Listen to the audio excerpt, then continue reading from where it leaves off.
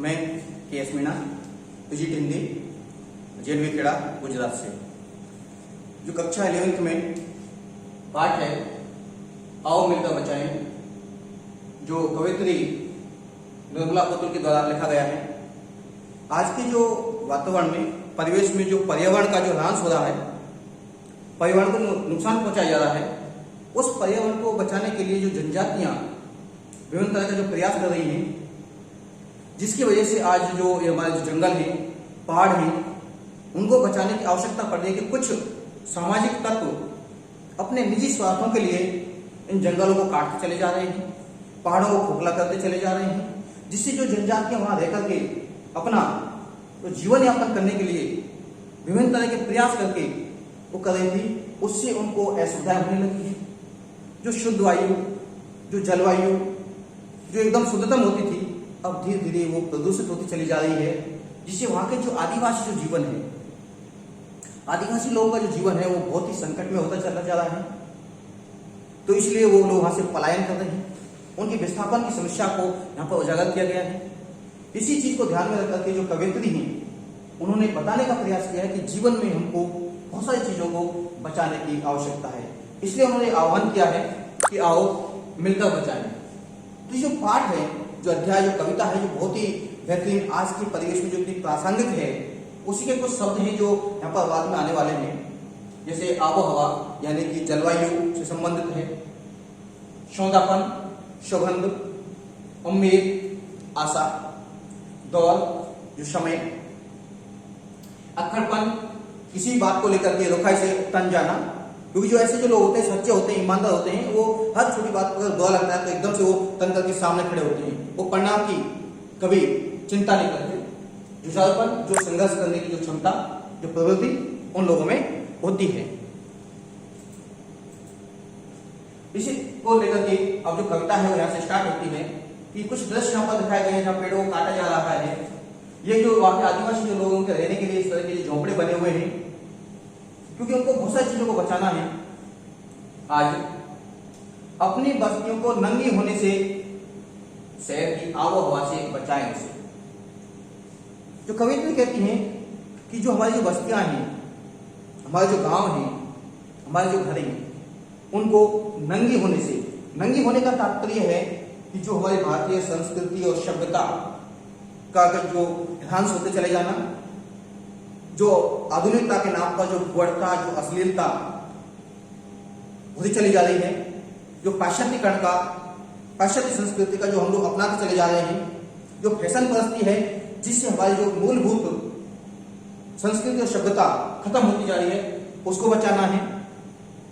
दूसरा, जो शहरों की जो आबोहवा है, जो शहरों का जो वातावरण है, जिससे हमारा जो जीवन नष्ट या नशा होता हुआ चला जा रहा है। क्यों? क्योंकि वहां जंगलों को काट करके वहां पर बस्तियां बनाई जा रही हैं, वहां पर बिल्डिंगें बनाई जा रही हैं, वहां कल कारखाने खोले जा रहे हैं, जिससे वहां का जो आबोहवा, वहां का जो जलवायु, वहां का वातावरण है, वो प्रदूषित होता चला जा रहा है।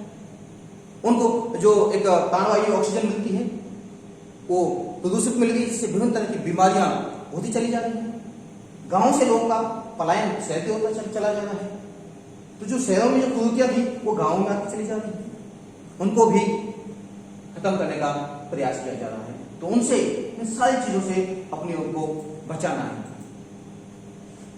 फिर कवियत्री कहती है कि जो आदिवासी जो जनजातियों में जो विभिन्न तरह की ये आप देख रहे हैं, जो फोटो में यहाँ पर दिखाई दे रहा है, ये पूरी महिलाएं हैं या पुरुष हैं, पूरे परिवार के साथ साथ बैठ करके जो शराब बनाते हैं, कच्ची शराब बनाते हैं। आप लोगों ने कई बार देखा होगा कि न्यूज़पेपरों में न्यूज आती है कि कहीं कच्ची शराब पीने से इतने लोगों की मौत हो गई, क्योंकि ये लोगों के पास वो संसाधन नहीं होते हैं। इसीलिए उन्होंने कहा है कवियत्री ने कि बचाएं डूबने से पूरी की पूरी बस्ती को हंडिया में, हंडिया में इस हड्डियों के ढेर में परिवर्तित होने से। वो कहता है हमारी जो बस्ती में जो ये शराबखोरी, जो नशाखोरी की लत है, जिससे लोगों का जीवन नष्ट होता हुआ चला जा रहा है। नष्ट होने से लोग मृत्यु के आगोश में चलते चले जा रहे हैं। तो ऐसी जो नशाखोरी से, ऐसी शराबखोरी से उनको बचाना है, उनको मुक्त करना है, उनके जीवन को और बेहतर बनाने का प्रयास करना है कि जो लोग इनके आगोश में आ गए हैं उनको इस लत से छुटकारा दिलाना है, उनको बचाना है ताकि वो अपना जीवन अच्छे ढंग से और बेहतर तरीके से वो लोग बना पाए। इस तरह से जो कवि आगे कहते हैं कि हमको और किन किन चीजों को बचाना है। अपने चेहरे पर संथाल परगना की माटी का रंग। संथाल परगना एक झारखंड का एक जिला है। तो झारखंड एक ऐसा स्टेट है जो खनिज पदार्थों के दृष्टिकोण से या प्राकृतिक संपदा के दृष्टिकोण से बहुत ही धनाढ्य प्रदेश बन सकता है, लेकिन उतना जो विकास का होना चाहिए तो वो अभी तक नहीं हो पाया है। उसी का संथाल परगना वहां का एक जिला है। तो कवयित्री का कहने का मतलब उसकी माटी का रंग मीन्स होता है कि जो हमारी जो जन्मभूमि है, हमारी जो मातृभूमि है, वहां की विशेषताएं, वहां के हमारे रीति रिवाज, हमारी परंपरा, हमारे खान पान, हमारी वेशभूषा, उस सबको आज हम भूलते चले जा रहे हैं। उसको हमको बचाना है, क्योंकि हम कितने भी आधुनिक क्यों ना हो जाएं, लेकिन अपनी जमीन से जुड़ाव और लगाव हमेशा रखना चाहिए। जो लोग बुद्ध चले जा रहे हैं उनके वापस उसी स्थान पर उनको आना है। वो कहती है भाषा में झारखंडीपन, जो उनकी भाषा है, जो बोली है, उसमें झारखंड का जो पन है, जो उनके बोलने का जो टोन है, उनका बोलने का तरीका है, सलीका है, जो स्टाइल है, उसमें लगना चाहिए वो झारखंड से।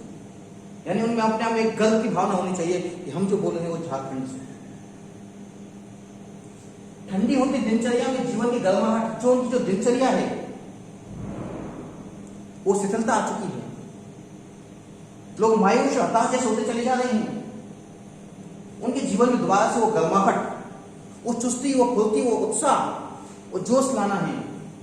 उनको भी इनके जीवन का उद्देश्य अर्थ उनको समझाना है कि मानव का जो जीवन है वो कितना मूल्यवान है। उस जीवन को मूल्यवान को बनाए रखने के लिए और बेहतर बनाए रखने के लिए उन चीजों को बचाना है। जिन चीजों से हमारा जीवन नश्वर हुआ है उनको मिटाना है। इसलिए अभी भी जो वहां के जो लोग हैं उनके मन का जो हरापन है, भोलापन दिल का है, क्योंकि वहां के जो ऐसे जो जनजातीय लोग होते हैं, वो ग्रामीण अंचल के जो लोग होते हैं, कम पढ़े लिखे लोग होते हैं, वो बहुत ही जिंदा दिल होते हैं, नेक दिल होते हैं, साफ दिल होते हैं। उनके मन में शहरे वाले जो शहरी लोगों की तरह कोई भी छल कपट प्रपंच किसी भी तरह का नहीं होता है। उनके मन में वो जो अक्खड़पन है